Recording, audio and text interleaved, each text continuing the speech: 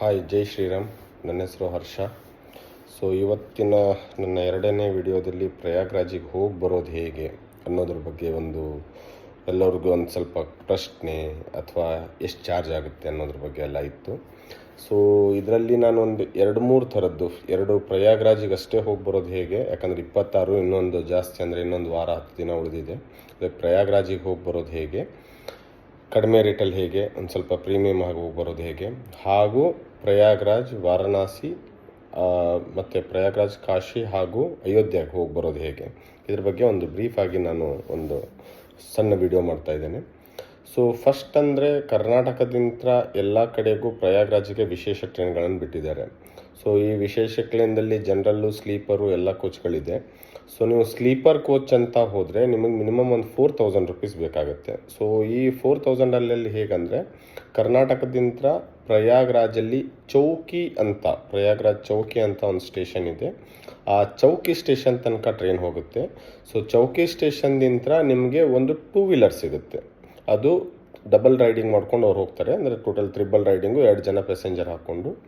So ಅಲ್ಲಿಂದ 8 kilometre Prayagraj ದ್ವಾರದ ತನಕ ಅವ್ರು ಬಿಡ್ತಾರೆ. They will charge around 500 to 600 rupees per ಪರ್ಸನಿಗೆ. ಸೊ ಅದೊಂದು 1200 ಆಗುತ್ತೆ. Train charge near about 1000 rupees ಸ್ಲೀಪರಲ್ಲಿ ಹೋಗೋದಕ್ಕೆ. ಸೊ 2200 ಆಯಿತು. ಇದರ ಜೊತೆಗೆ ಒಳಗಡೆ ಹೋದ್ಮೇಲೆ ಅಲ್ಲಿಂದ 8 ಕಿಲೋಮೀಟರ್ ನಡೆಯಿರುತ್ತೆ. ನೀವು ಯಾರು ಸೀನಿಯರ್ ಸಿಟಿಸನ್ನ ಹೀಗೆ ಅದರ ಕರ್ಕೊಂಡು ಹೋದರೆ ಅಲ್ಲಿ ತಳ್ಳೋ ಗಾಡಿಗಳಿರುತ್ತೆ. ಆ ತಳ್ಳೋ ಗಾಡಿಗಳು ಮತ್ತೆ ನೆಕ್ಸ್ಟ್ 4 ಕಿಲೋಮೀಟರ್ ತನಕ ಕರ್ಕೊಂಡು ಹೋಗ್ತಾರೆ. ಅದಕ್ಕೆ they will charge around 250 to 400 rupees ತನಕ ಚಾರ್ಜ್ ಮಾಡ್ತಾರೆ ಅವ್ರಿಗೆ ಪರ್ ಪರ್ಸನ್ನು. ಸೊ ಅಲ್ಲಿಂದ ನೀವು ಪ್ರಯಾಗ್ರಾಜಿಗೆ ಹೋಗಾದ್ಮೇಲೆ ಪ್ರಯಾಗ್ರಾಜ್ನಲ್ಲಿ ಕುಂಭಸ್ನಾನ ಮಾಡಿ ಅಲ್ಲಿಂದ ಬರಬೇಕಾದ್ರೆ ಹನುಮಾನ್ ಟೆಂಪಲನ್ನು ಒಂದು ನೋಡಿಕೊಂಡು ರಿಟರ್ನ್ ಬರಬೇಕಾದ್ರೆ ದ ಸೇಮ್ ವೇ ನೀವು ಅಲ್ಲಿಂದ ಪ್ರಯಾಗ್ರಾಜಿಗೆ. ಆದರೆ ವಿಶೇಷ ಒಂದು ಏನಂದರೆ, ನೀವು ಪ್ರಯಾಗ್ರಾಜ್ದಿಂದ ರಿಟರ್ನ್ ಬರಬೇಕಾದ್ರೆ ಪ್ರಯಾಗ್ರಾಜ್ ಚೌಕಿ ಸ್ಟೇಷನ್ನಿಗೆ ಹೋಗಬೇಕು. ಬೆಂಗಳೂರು ಬಿಟ್ಟು ಬೇರೆ ಕರ್ನಾಟಕದ ಎಲ್ಲೇ ಬರೋರಿದ್ದರೂ ಪ್ರಯಾಗ್ರಾಜ್ ಚೌಕಿ ಸ್ಟೇಷನ್ನಿಗೆ ಹೋಗಬೇಕು. ಪ್ರಯಾಗ್ರಾಜ್ ಚೌಕಿ ಸ್ಟೇಷನ್ನಿಂದ ಕರ್ನಾಟಕ ಟ್ರೈನ್ಗಳು ಸ್ಟಾರ್ಟ್ ಆಗುತ್ತೆ. ಈಗ ನೆಕ್ಸ್ಟು ಸರ್ ಅವೈಲೇಬಿಲಿಟಿ ಸಿಕ್ಕಿಲ್ಲ, ಆವಾಗ ಏನು ಮಾಡಬೇಕು? ಸೊ ಅವೈಲೇಬಿಲಿಟಿ ಸಿಕ್ಕಿಲ್ಲ ಅಂದರೆ ಪ್ರಯಾಗ್ರಾಜ್ದಿಂದ ಇಟಾರ್ಸಿ ನಗರ, MP ದಲ್ಲಿ ಇಟಾರ್ಸಿ ಅಂತ ಇದೆ. ಸೊ ಪ್ರಯಾಗ್ರಾಜ್ ಇಟಾರ್ಸಿಗೆ ಹೋದರೆ ಇಟಾರ್ಸಿಯಿಂದ ಕರ್ನಾಟಕಕ್ಕೆ ಬರೋದು ಬೇರೆ ಕಡೆಯಿಂದ ಬರೋ ಎಲ್ಲ ಟ್ರೈನ್ಗಳು ಎಕ್ಸೆಪ್ಟ್ ಬೆಂಗಳೂರು ಬಿಟ್ಟು ಇಟಾರ್ಸಿ ನಗರಕ್ಕೆ ಬರುತ್ತೆ. ಇಟಾರ್ಸಿ ನಗರದಿಂದ ನೀವು ಡೈರೆಕ್ಟಾಗಿ ರಿಟರ್ನು ಕರ್ನಾಟಕಕ್ಕೆ ರೀಚ್ ಆಗ್ಬೋದು. ಸೊ ಇದು ಒಂದು. ಇದರದ್ದು ಟೋಟಲ್ ಕಾಸ್ಟಿಂಗ್ ನಿಯರ್ ಅಬೌಟ್ ಬಂದು 4000-5000 ರೂಪಾಯಿ ಆಗುತ್ತೆ. ಇದರ ಜೊತೆಗೆ ಹೋಗಬೇಕಾದ್ರೆ ಸ್ವಲ್ಪ ಹಣ್ಣು ಹಂಪಲ ತೊಗೊಂಡೋಗಿ, ಅಥವಾ ನಡಕ್ಕೆ ಏನಾದರೂ ತಿಂಡಿ ತಿನಿಸು ಸಿಕ್ಕಿಲ್ಲ ಅಂದರೆ ತೊಗೊಂಡೋಗಿ. ಇದಾಯಿತು ಒಂದನೇದು. ಇನ್ನು ಇದು ಹೋಗಿ ಬರೋದಕ್ಕೆ ಅಟ್ಲೀಸ್ಟ್ 2 ದಿನ ಟ್ರೈನ್ ಜರ್ನಿ ಆಗುತ್ತೆ. 4 ದಿನ ಆಯಿತು, ಅಲ್ಲಿ 1 ದಿನ ಅಂದರೆ 6 ದಿನ 7 ದಿನ ಆಗುತ್ತೆ. ಈಗ ನಮಗೆ 6-7 ದಿನ ಟೈಮ್ ಇಲ್ಲ, ಆವಾಗ ಏನು ಮಾಡಬೇಕು? ಎಸ್ಪೆಷಲಿ ಉತ್ತರ ಕರ್ನಾಟಕ ಜನ ಏನಿದ್ದಾರಲ್ಲ, ಡೈರೆಕ್ಟಾಗಿ ಡೆಲ್ಲಿಗೆ ಫ್ಲೈಟ್ ಇದೆ. ಬಟ್ ಹುಬ್ಳಿದಲ್ಲಿ ಇದೆ, ಬೆಲ್ಗಾಮ್ದಲ್ಲಿ ಇದೆ, ಅಥವಾ ಮಂಗಳೂರಿಂದ ಹೋಗೋರು ಮಂಗಳೂರದಲ್ಲಿ ಇದೆ, ಬ್ಯಾಂಗ್ಳೂರ್ದಲ್ಲಿ ಇದೆ. ಸೊ ಈ ಡೆಲ್ಲಿಗೆ ಹೋಗಿ ಡೆಲ್ಲಿಯಿಂದ ನಿಮಗೆ ಡೈರೆಕ್ಟಾಗಿ ಕಂಟಿನ್ಯೂಯಸ್ ಟ್ರೈನ್ ಇರುತ್ತೆ. ಸೊ ಆ ಟ್ರೈನಲ್ಲಿ ಏನು ಮಾಡಿ ಅಂದರೆ, ಡೈರೆಕ್ಟಾಗಿ ಪ್ರಯಾಗ್ರಾಜಿಗೆ, ಡೆಲ್ಲಿಯಿಂದ ಪ್ರಯಾಗ್ರಾಜಿಗೆ ಟ್ರೈನಲ್ಲಿ ಹೋಗಿ ರಿಟರ್ನ್ ಪ್ರಯಾಗ್ರಾಜಿಂದ ಡೆಲ್ಲಿಗೆ ವಾಪಸ್ ಬಂದು ಅಲ್ಲಿಂದ ನೀವು ರಿಟರ್ನ್ ಫ್ಲೈಟ್ ಜರ್ನಿ ಮಾಡ್ಬೋದು. ಇದು ನಿಯರ್ ಅಬೌಟ್ ನಿಮಗೆ 30,000-35,000 ತನಕ ಬೀಳ್ಬೋದು. In case especially north Karnataka ಜನ ಇದ್ದರೆ ನೀವೇನು ಮಾಡಿ ಅಂದರೆ, ಗೋವಾದಿಂದ ಫ್ಲೈಟ್ ಪ್ರಿಫರ್ ಮಾಡಿ. ಗೋವಾದಿಂದ ಫ್ಲೈಟ್ ಪ್ರಿಫರ್ ಮಾಡಿದ್ರೆ ಏನಾಗುತ್ತೆ ಅಂದರೆ, ನಿಮಗೆ 5,000-6,000 ಮ್ಯಾಕ್ಸಿಮಮ್ 7,000ದಲ್ಲಿ ಒಂದು ಸೈಡ್ ಟಿಕೆಟ್ ಸಿಗುತ್ತೆ. ಸೊ ಒಂದು ಸೈಡ್ ಹೋಗೋದಕ್ಕೆ 7,000, ಬರೋದಕ್ಕೆ 7,000, 14,000 ಆದರೂ 14,000 ಇದಕ್ಕೆ ಪ್ಲಸ್ ಒಂದು 4-5,000 ಬೇರೆ ಎಕ್ಸ್ಪೆಂಡಿಚರ್ ಹಿಡಿದ್ರು ನಿಮಗೆ ಟೋಟಲ್ ಒಂದು 20,000ದಲ್ಲಿ ನೀವು ಪ್ರಯಾಗ್ರಾಜ್ ಜರ್ನಿ ಮಾಡ್ಬೋದು. ಇದು 2ನೇದಾಯಿತು. ಇನ್ನು 3ನೇದ್ದು ಒಂದು 6 ದಿನದ್ದು ನಾನು ಫ್ಲೈಟಲ್ಲೇ ಹೋಗ್ತೇನೆ. ಒಂದು ಅಯೋಧ್ಯೆನೂ ನೋಡಬೇಕು, ಕಾಶಿನೂ ನೋಡಬೇಕು, ಪ್ರಯಾಗ್ರಾಜ್ ನೋಡಬೇಕು. ಇವ್ರಿಗೇನೆಂದರೆ, ನೀವು ಇಲ್ಲಿಂದ ಕರ್ನಾಟಕದಿಂದ ಪ್ರಯಾಗ್ರಾಜಿಗೆ ಹೋಗಬೇಕಂದ್ರೆ ಫಸ್ಟ್ ಪ್ರಯಾಗ್ರಾಜಿಗೆ ಹೋಗೋಕ್ಕಿಂತ ಮೊದಲು ಡೆಲ್ಲಿಗೆ ಹೋಗಬೇಕು.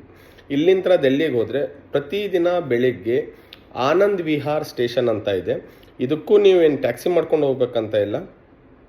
ಡೆಲ್ಲಿ ಇಂದಿರಾ ಗಾಂಧಿ ಇಂಟರ್ನ್ಯಾಷನಲ್ ಸ್ಟೇಷನ್ನಿಂದ ಹೊರಗಡೆ ಬಂದರೆ, ಎನಿ ಟೈಮ್ ಹೊರಗಡೆ ಬಂದರೆ ಅಲ್ಲಿಂದ ಕಾಶ್ಮೀರಿ ಗೇಟಿಗೆ ಬಸ್ ಬರುತ್ತೆ. ಕಾಶ್ಮೀರಿ ಗೇಟಿಗೆ ಬಸ್ಸಿಗೆ ಹೋಗ್ಕೊಂಡು ನೆಕ್ಸ್ಟ್ ಅಲ್ಲಿ ಇಳಿದು 701 ಸೆಂಟ್ರಲ್ ಇಳಿಸ್ತಾರೆ ನಿಮಗೆ. ಅಲ್ಲಿಂದ 701 ಬಸ್ ಬರುತ್ತೆ. ಆ 701 ಬಸ್ಸಲ್ಲಿ ನಿಮಗೆ ಆನಂದ್ ವಿಹಾರ್ ಸ್ಟೇಷನ್ ರೀಚ್ ಆಗ್ತೀರಾ. ಸೊ ಇದೊಂದು ನಿಯರ್ ಅಬೌಟ್ 100 ರುಪೀಸ್ ಆಗುತ್ತೆ ಪರ್ ಪರ್ಸನ್ನು. ಲೇಡೀಸ್ ಆದರೆ ಡೆಲ್ಲಿಯಲ್ಲಿ ಅಬ್ಸಲ್ಯೂಟ್ಲಿ ಫ್ರೀ ಇದೆ ಬಸ್ ಚಾರ್ಜು. ಸೊ ಅದರಲ್ಲಿ ಹೋಗಿ ಅಲ್ಲಿಂದ ಆನಂದ್ ವಿಹಾರಿಗೆ ಬೆಳಿಗ್ಗೆ 6 ಗಂಟೆಗೆ ಒಂದೇ ಭಾರತ್ ಟ್ರೈನ್ ಬಿಡುತ್ತೆ. ಆನಂದ್ ವಿಹಾರದಿಂದ ಅಯೋಧ್ಯ ಸ್ಟೇಷನಿಗೆ ಹೋಗಿ ಅಯೋಧ್ಯೆ ಸ್ಟೇಷನ್ದಿಂದ ಏನು ಮಾಡಬೇಕಂದ್ರೆ ಅವತ್ತು ಸಂಜೆ ತನಕ ದರ್ಶನ ಮುಗಿಸ್ಕೊಂಡು ಅಯೋಧ್ಯದಿಂದ ಹೊರಗಡೆ ಬಂದ ಕೂಡಲೇ ಜಸ್ಟ್ 500 ಮೀಟರ್ ಡಿಸ್ಟೆನ್ಸಲ್ಲಿ ನಿಮಗೆ ಅಯೋಧ್ಯ ಧಾಮ್ ಸ್ಟೇಷನ್ ಅಂತ ಸಿಗುತ್ತೆ. ಸೊ ಅಯೋಧ್ಯ ಧಾಮ್ ಸ್ಟೇಷನ್ನಿಂದ ನಿಮಗೆ ಫ್ರೀಕ್ವೆಂಟ್ ಟ್ರೈನ್ಸ್ ಇರುತ್ತೆ ಟುವರ್ಡ್ಸು ನಿಮಗೆ ಕಾಶಿಗೆ. ಸೊ ಕಾಶಿಗೆ ಅಲ್ಲಿಂದ ನೀವು ಯಾವುದಾದ್ರು ಒಂದು ಟ್ರೈನ್ ಕ್ಯಾಚ್ ಮಾಡ್ಕೊಂಡು ಹೋದರೆ ಬೆಳಿಗ್ಗೆ ನಿಯರ್ ಅಬೌಟ್ 3:30-4 o'clock ರೀಚ್ ಆಗ್ತೀರಾ. ಅಲ್ಲಿಂದ ಸೀದಾ ಕಾಶಿ ಘಾಟಿಗೆ ಹೋಗಿ ಅಲ್ಲಿಂದ ಗಂಗಾ ಆರತಿ ನೋಡಿ ಅಲ್ಲಿದೆಲ್ಲ ಇದನ್ನು ಪಕ್ಕದ ಇದನ್ನೆಲ್ಲ ಬೋಟಲ್ಲಿ ನಿಮ್ಗೆ ಕರ್ಕೊಂಡು ಹೋಗ್ತಾರೆ. Near about 200 to 300 rupees charge ಮಾಡ್ತಾರೆ ಪರ್ ಪರ್ಸನ್ನು. ಅದನ್ನು ಮುಗಿಸ್ಕೊಂಡು ಕಾಶಿನ ಮಧ್ಯಾಹ್ನ ತನಕ ದರ್ಶನ ಮುಗಿಸಿದ್ರೆ ನಿಮಗೆ 3 ಗಂಟೆಗೆ ಡೈರೆಕ್ಟಾಗಿ ಸ್ಪೆಷಲ್ ಟ್ರೈನ್ಗಳು ನಾನು ಹಳೆ ವಿಡಿಯೋದಲ್ಲಿ ಹೇಳಿದ್ದೆ, ಈಗ ಹೇಳ್ತಾ ಇದ್ದೇನೆ. ಅಯೋಧ್ಯದಿಂದ ಕಾಶಿ, ಅಯೋಧ್ಯದಿಂದ ಪ್ರಯಾಗ್ರಾಜು, ಪ್ರಯಾಗ್ರಾಜ್ಯಂತ್ರ ಅಥವಾ ಕಾಶಿಂತ್ರ ಪ್ರಯಾಗ್ರಾಜು, ಕಾಶಿಂತ್ರ ಅಯೋಧ್ಯ, ಈ 3 ಲೊಕೇಶನ್ಗೆ ಕುಂಭ ಸ್ಪೆಷಲ್ ಟ್ರೈನ್ಗಳು ಫ್ರೀ ಆಫ್ ಕಾಸ್ಟ್ ಓಡಿಸ್ತಾ ಇದ್ದಾರೆ. ಇದು ಬಿಟ್ಟು ಸೊ ಅದರಲ್ಲಿ ನಿಮಗೆ ಏನು ಸಿಗುತ್ತೆ ಅಂದರೆ ನಿಮಗೆ ವಂದೇ ಭಾರತ್ 3 ಗಂಟೆಗಿದೆ. ಸೊ 3 ಗಂಟೆ ವಂದೇ ಭಾರತಕ್ಕೆ ಹೋಗಿ ನೀವು ಅಲ್ಲಿಂದ ನೀವು ಪ್ರಯಾಗ್ರಾಜಿಗೆ ಹೋಗಿ ಪ್ರಯಾಗ್ರಾಜ್ ಸ್ನಾನ ಎಲ್ಲ ಮುಗಿಸ್ಕೊಂಡು ಅಲ್ಲಿಂದ ರಿಟರ್ನು ನೀವು ಡೆಲ್ಲಿಗೆ ಬೇರೆ ಒಂದು ಟ್ರೈನ್ ಹತ್ಕೊಂಡು ಸೊ ಡೆಲ್ಲಿಗೂ ಹೋಗಿ ಡೆಲ್ಲಿಯಿಂದ ನೀವು ರಿಟರ್ನ್ ಫ್ಲೈಟಲ್ಲಿ ಬರ್ಬೋದು. ಸೊ ಇದು ಒಂದು ನಿಮಗೆ ಆಪ್ಷನ್ ಇದೆ. ಸೊ ಅಲ್ಲಿಂದ ಇದಕ್ಕೆ ಒಂದೇನಂದರೆ ಒಂದು ಪ್ರಾಪರ್ ನಿಮಗೆ IRCTCಲಿ ತತ್ಕಾಲ್ ಟಿಕೆಟ್ ಬುಕ್ ಮಾಡಿಕೊಡೋದಕ್ಕೆ ಯಾರಾದರೂ ಒಬ್ಬರು ಏಜೆಂಟ್ ಇದ್ದರೆ ಒಳ್ಳೆಯದು. ಸೊ ದ್ಯಾಟ್ ಯಾಕಂದರೆ ಬಾಕಿ ಎಲ್ಲ ಟ್ರೈನ್ಗಳು ಫುಲ್ ಇದೆ ಈಗ. ಸೊ ಆ ಕಾರಣಕ್ಕೆ ನಿಮಗೆ ಯಾರಾದರೂ ಒಬ್ಬರು ಬುಕ್ಕಿಂಗ್ ಮಾಡೋದಕ್ಕೆ ಹೆಲ್ಪ್ ಮಾಡಿಕೊಟ್ರೆ ಸೊ ಇದು ಈಸಿ ಆಗುತ್ತೆ. ಇದ್ರ ಜೊತೆಗೆ ಇನ್ನೊಂದು ಇಂಪಾರ್ಟೆಂಟು, ಯಾರೇ ಟ್ರೈನಲ್ಲಿ ಜರ್ನಿ ಮಾಡ್ತೀರಂದ್ರು ವೇರ್ ಈಸ್ ಮೈ ಟ್ರೈನ್ ಅಂತ ಒಂದು ಆ್ಯಪ್ ಇದೆ. ಸೊ ಆ ಆ್ಯಪ್ ಹಾಕಿ ನೀವು ಎಲ್ಲಿ ಹೋಗಬೇಕಂತ ಮೆನ್ಷನ್ ಮಾಡಿದ್ರೆ ನಿಮಗೆ ಆಟೋಮೆಟಿಕ್ಲಿ ಆ ಟ್ರೈನ್ಗಳನ್ನ ಆ ರೂಟಲ್ಲಿರೋ ಟ್ರೈನ್ಗಳು ಎಲ್ಲಿಂದ ಬರುತ್ತೆ, ಎಲ್ಲಿಗೆ ಹೋಗುತ್ತೆ ಅನ್ನೋದು ಎಲ್ಲ ನಿಮಗೆ ಅಪ್ಡೇಟ್ ಸಿಗುತ್ತೆ. ಸೊ ಇದಕ್ಕೆ ಎಂಟೈರ್ ಟ್ರಿಪ್ಪಿಗೆ ನಿಯರ್ ಅಬೌಟ್ ನಿಮಗೆ 40,000 to 42,000 rupees ತನಕ ಖರ್ಚು ಬರುತ್ತೆ. ನಿಮಗೆ ನಿಯರ್ ಅಬೌಟ್ 42,000 rupees ಇದರ ತನಕ ಬರುತ್ತೆ. ಈಗ ಇನ್ನೊಂದು ಏನು ಇಂಪಾರ್ಟೆಂಟ್ ಅಂದರೆ ನಿಮಗೆ ಪ್ರಯಾಗ್ರಾಜಲ್ಲಿ ಟೋಟಲಿ 4-5 ಸ್ಟೇಷನ್ ಬರುತ್ತೆ. ಒಂದು ಪ್ರಯಾಗ್ರಾಜ್ ಜಂಕ್ಷನ್ ಅಂತ, ಒಂದು ಪ್ರಯಾಗ್ರಾಜ್ ರಾಮ್ಬರ್ಗ್ ಅಂತ, ಒಂದು ಪ್ರಯಾಗ್ರಾಜ್ ಸಂಗಮ್ ಅಂತ, ಒಂದು ಪ್ರಯಾಗ್ರಾಜ್ ಚೌಕಿ ಅಂತ, ಇನ್ನೊಂದು ಸುಬೇರ್ಗಂಜ್ ಅಂತ. ಸೊ ಕರ್ನಾಟಕಕ್ಕೆ ಬರೋ ಟ್ರೈನ್ಗಳು ಪ್ರಯಾಗ್ರಾಜ್ ಚೌಕಿಗೆ ಬರುತ್ತೆ. ನೀವು ಡೆಲ್ಲಿಗೆ ಏನಾದರೂ ಹೋಗ್ಬೇಕಂದ್ರೆ ಜಂಕ್ಷನ್ದಿಂದ ಟ್ರೈನ್ ಸಿಗುತ್ತೆ. ಆಲ್ಮೋಸ್ಟ್ ಆಲ್ ಜಂಕ್ಷನ್ದಿಂದನೇ ಆಲ್ಮೋಸ್ಟ್ ಆಲ್ ಟ್ರೈನ್ ಸ್ಟಾರ್ಟ್ ಆಗೋದು. ನೆಕ್ಸ್ಟು ನೀವು ಬೇರೆ ಕಡೆ ಲೈಕ್ ಫ್ರೀ ಟ್ರೈನ್ಗಳು ಲೈಕ್ ಕಾಶಿಗೆ ಹೋಗ್ಬೇಕು, ವಾರಣಾಸಿಗೆ ಹೋಗ್ಬೇಕಂದ್ರೆ ಎಸ್ಪೆಷಲಿ ಟ್ರೈನ್ಗಳನ್ನ ಫ್ರೀ ಟ್ರೈನ್ಗೆ ಬಿಡೋದವರು ರಾಮ್ಬಂಗ್ ಸ್ಟೇಷನ್ ಅಂತ. ಎಕ್ಸಿಟಿಗೆ ಬರಬೇಕಾದ್ರೆ ನೀವು ಪ್ರಯಾಗ್ರಾಜ್ಯಂತ್ರ ಎಕ್ಸಿಟಿಗೆ ಬರಬೇಕಾದ್ರೆ ಜಸ್ಟ್ ಇನ್ನೇನು ನೀವು ಹೊರಗಡೆ ಬರ್ತಾ ಇದ್ದೀರಾ ಅನ್ಬೇಕಾದ್ರೆ ಸೊ ಅಲ್ಲೊಂದು IRCTC ಕೌಂಟರ್ ಮಾಡಿದ್ದಾರೆ. ಸೊ ಅದರಲ್ಲಿ ಯಾವ ಸ್ಟೇಷನ್ನಿಂದ ಯಾವ ಟ್ರೈನ್ ಹೊರಡುತ್ತೆ ಪ್ರತಿ ಈ 5 ಸ್ಟೇಷನದ್ದು ಡಿಸ್ಪ್ಲೇ ಬೋರ್ಡ್ ನೆಕ್ಸ್ಟ್ 10 hours ನಿಮಗೆ ಅದರಲ್ಲಿ ಅಪ್ಡೇಟ್ ಇರುತ್ತೆ. ಸೊ ಇದಾಗಿತ್ತು ನಂದು ಸಣ್ಣ ವಿಡಿಯೋ. ಸೊ ಜೈ ಶ್ರೀರಾಮ್, ಹರ್ ಹರ್ ಮಹಾದೇವ್.